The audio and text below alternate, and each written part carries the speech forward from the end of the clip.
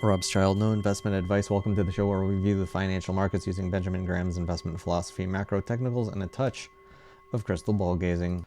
Today is Friday, March 7th, 2025. Today's episode begins with employment being higher than expected at 4.1%. The market was expecting 4.0%. When we zoom out on the unemployment rate, the thing that's most important to everyone during a recession, this is what spikes up during the gray bar recessions here on this chart.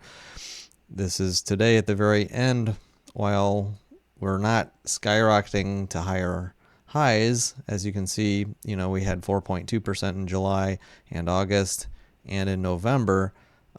This is certainly not trending lower at the moment. And not only that, it's higher than what the market was expecting. I want to add to this conversation that there are a lot of job cuts happening in the government right now, and those people are going to be filling spaces in the private sector, and it can affect things. It's not something to ignore. From everything that I'm seeing out there, Trump is being guided in the direction of trying to get the spending under control in order for rates to go lower, in order for him to spend money the way he wants. Because of course he wants to spend money.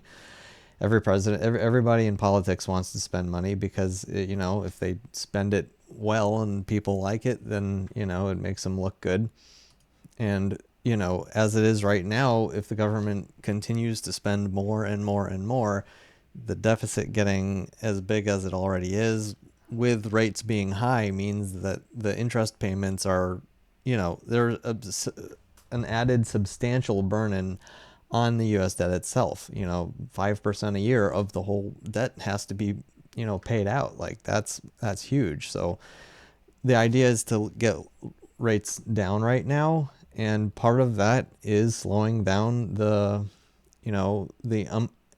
employment rate and raising the unemployment rate. Literally, that's what the forces are trying to actually make happen. Whether or not you believe we're already going in that direction or not, that's a force to not be ignoring.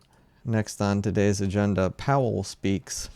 It's kind of funny that the day after I put out a headline myself saying that Trump tariffs don't matter, well, apparently they matter to Powell, it seems, because they have this headline here from CNBC that says, Powell says Fed is waiting greater clarity on Trump policies before making move on rates. Specifically, our quote here, "We do not need to be in a hurry, and we are well positioned to wait for greater clarity," the central bank guy says.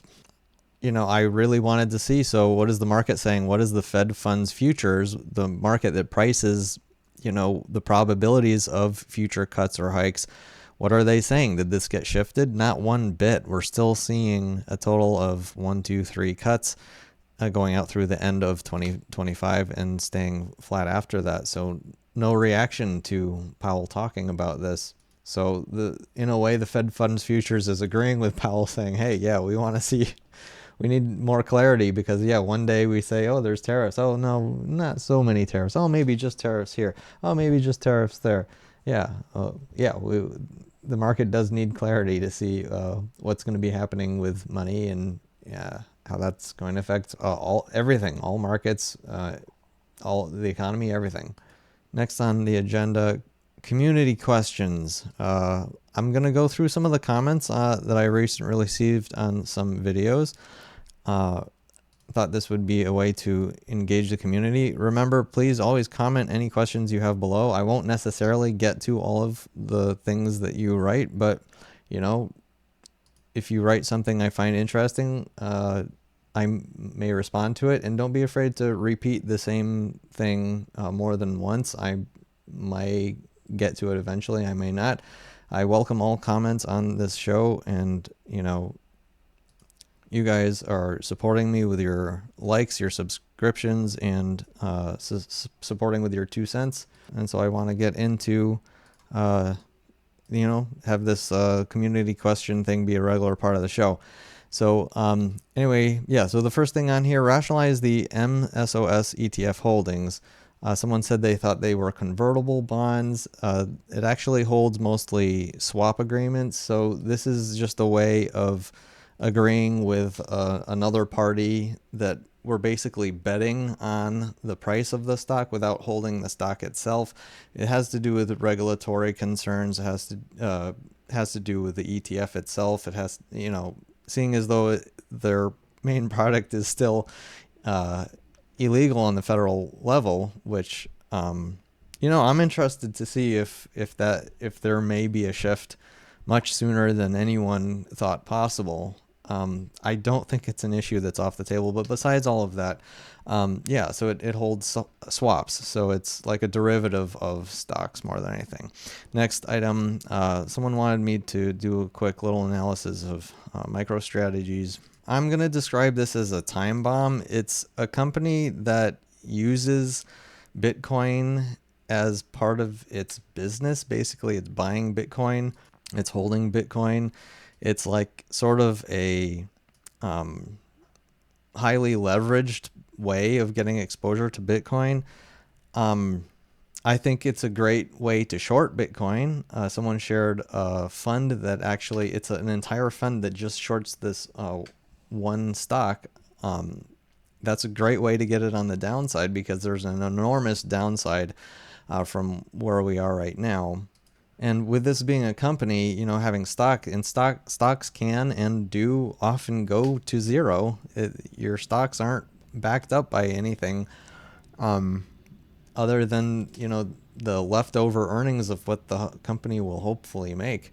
So that's why I describe it as a time bomb more than anything else. If you want long exposure to Bitcoin, my favorite place is actually junior miners or smaller miners, because if you get better leverage that way and a little less leverage on Bitcoin itself, because the companies, they're making the Bitcoin and they're selling the Bitcoin. They're not just building up, a bunch of it. In general, you want, for investing, you want something that's producing a return. This is one of the arguments against gold, is that gold, it's a brick. It doesn't make anything. It doesn't do anything. It just exists by itself. There's no return. It's money, and it just sits there. Similarly to Bitcoin, it exists. And so, if I'm going to be investing in a company that's dealing with Bitcoin, I want a company that is mining it and then selling it for a profit. So that's my take on it. Not a company that purchases Bitcoin. I think that is literally a time bomb. Great thing to short, I'd say. Next thing, love the idea of the Bond Lives Matter poster. I'm glad that someone heard that and is reminding me of it. I thought that was a funny little thing. And yeah, seeing as though my own portfolio is mostly long duration treasury bonds, it would be appropriate for now. So I'll think about it. And then next one, the same commenter, Europe's borrowing yield effect. My take on this is that, the Europe rates right now themselves are only 2.5, 3.5%. This is far below the rates on the dollar.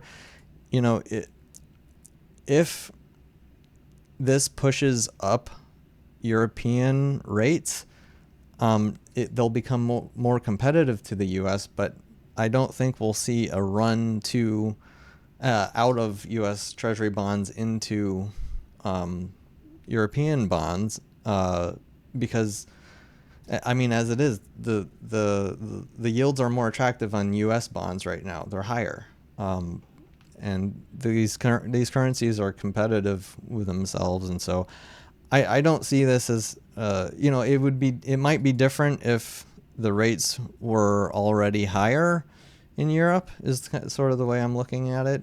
But as it stands, I don't think this will have much of an effect on U.S. yields. Next item, someone mentioned the Google PE ratio is only 21. Low, they said, but it's 21. And yeah, this is by itself on the surface, a PE ratio of around 20 is not extremely overvalued by itself. And the person asked why is it so much lower than the rest of the Mag 7? it has to do with earnings growth. From a quick look over the companies, I believe the other companies' earnings growth had been going up by larger percentages over the year, and Google's were smaller. This is what Mr. Market does. They take the earnings growth and then they assume that like that earnings growth is just going to continue forever. It's a very, very dangerous way of pricing securities, and that's why I think a large amount of the U.S. stock market is in a bubble right now. There's a huge amount of speculative value. These companies have not proven that their earnings will continue to grow and grow and grow. And there's, you consider it, it's a hard thing to understand, but companies compete with each other. And when there's more earnings to be made in a certain industry, it attracts more companies to be competitive with those companies. And therefore, eventually, no matter what, earnings, they don't grow exponentially forever. That doesn't happen any which way you look at it. And that's why Benjamin Graham always says, never try to do that. Don't try to assume that earnings are going to be growing at a bigger and larger and larger rate, like in an exponential growth kind of thing. He does say expect earnings to grow like steadily, like along with inflation and everything else. That's normal, but to expect earnings to grow massively into the future, just because we've had a few years of massive growth of earnings growth, it's what Mr. Market has always done, and he always shoots himself in the foot about it. But anyway, we're going to take a look at Google, and I want to talk about its valuation a little bit. So we're going to start by going to macrotrends.net, alphabet, EPS, earnings per share. How much money is the company making per share of the company? Now, as you can see, over the past 5 years, we've grown from around $2.50 a share all the way up to $8 a share. But sometimes it goes up, sometimes it goes down a little, and we don't know when it's going to end. We don't know when it'll peak out and slow down and then turn into more of a value type of company. It's really hard to say. With AI coming out, part of the reason that's holding Google back as well is the AI. It's hard to say if Google will be relevant anymore if AI takes over, if people stop using Google and start using, ChatGPT and DeepSeek like I am every day. Google might be in trouble here, but let's just stick to some of the fundamentals of the company. When we scroll down on this page, we can see the annual EPS every year. And what I like to do is take the past 10 years and average out what that looks like. So I'll go over to ChatGPT and ask exact average price answer only of the past 10 years of that list. And let's see what happens. It says $3.80. So then you take that number and you divide it by the stock price, and the current stock price being $173.02. So we'll do 173 divide by 8. So 2%.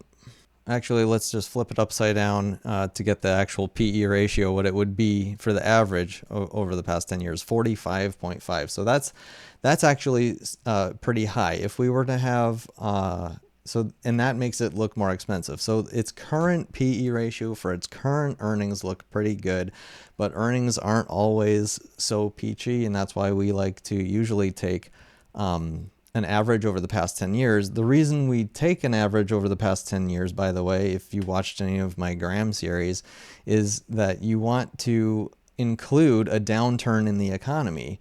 Part of the problem with taking the past 10 years is we haven't had really a downturn in the economy. We haven't really had a recession besides the COVID crash right there. That did not have a that didn't feed into the earnings. If anything, it propelled the earnings higher than it normally would have been because of all of the massive stimulus and low rates. And so we haven't even seen a full business cycle of Google. And so 45 as a PE ratio is actually possibly a very conservative, very low number compared to what it would be if we had already gone through a full business cycle. And so that actually makes, Google look okay. I mean, 20 for right now's earnings, but if we go through a full cycle and everything contracts, how will it hold up? How much money will it be able to retain making in that situation? So it's not cheap. I'm not buying Google stock right now.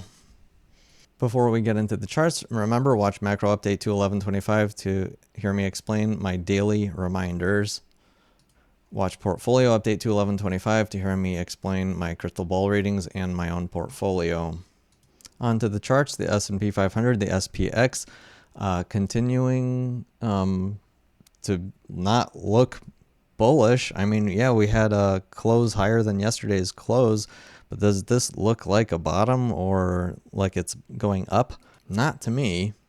However, one thing, we do have these lower and lower candles in the advanced decline line, is actually showing higher lows and higher highs here over the past few days. So this can be one of those leading indicators that says that, yeah, this could be a little bit of a bottom here. I don't know. I brought up yesterday high yield junk bonds. By the way, this always updates for the previous day's numbers in the morning. That's not actually for today. It's for yesterday of every day. But anyway, the point is that Thursday's numbers popped right back up to that 2.99% yield difference. Again, if we have junk credit bond spreads spreading and spreading and spreading, that's like, that's not good. That's things falling apart. That's Mr. Market getting real scared. And Mr. Market is very scared here.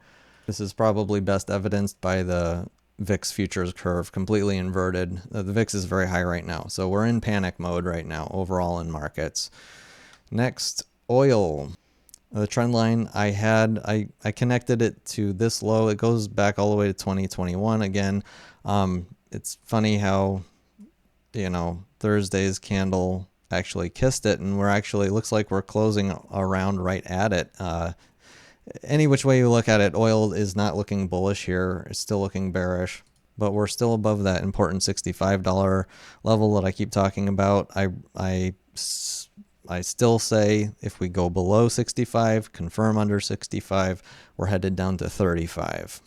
The 10-year note treasury yield got a bit of a bid today. I'm seeing this chart pattern wise is, maybe is this going to act as a sort of a gap fill before we figure out where we're going next? Yeah, maybe. I mean, it's interesting just on this very little pattern by itself. It looks like it might be a blow off bottom more than anything. And so, yeah, it seems like to me that the market wants to have a little bit of a fight here. And I don't know if we're going to be headed lower or higher, but if oil continues lower, then, yields are sure to follow. I also wanted to bring up the U.S. Treasury yield curve, just how wonky this thing is, all over the place, just going up and down. This is the flat part. You have the inverted curve. The Fed's like, I'm strangling the economy, and then like, oh no, we're not going to strangle it as much, and the economy is like gasping for air, and that's where we are. We're gasping for air now, and we're not sure how we're doing. Usually at this point, we realize the damage that's been done by the higher rates. But yeah, will this be the first time in history where we have an unbelievably aggressive hiking cycle that doesn't play out into a recession? It can happen. It can happen. I don't think it'll happen. I think there's a higher chance of a depression than there is of a soft landing. So it may end up somewhere in the middle, maybe like a semi-deep recession. We'll see. Last few charts, I wanted to bring up the 10-year break-even inflation rate. Again, this is the best thing to look at as far as what market expectations are for inflation moving forward. This has been still continuing to drop. Today's reading at 2.33% now. And then the last chart of the day, 10-year minus 3-month. Typically when this is super inverted like it has been, and then you uninvert, that's like, I mean, this is screaming like depression, not just recession, like really bad depression. But the weird thing is that we popped above 0 and then we went back below 0. And now we are like basically at 0 today at negative 0.02. And, this is part of the craziness of the whole curve is all over the place. So anyway, we'll see how all of this plays out. So that's all for today's show. That's all for me and my crystal ball. I hope you enjoyed. Thank you for watching. Keep up the comments. I will try to include as much as I can in the community question section on the show moving forward. And see you next time. Robschild.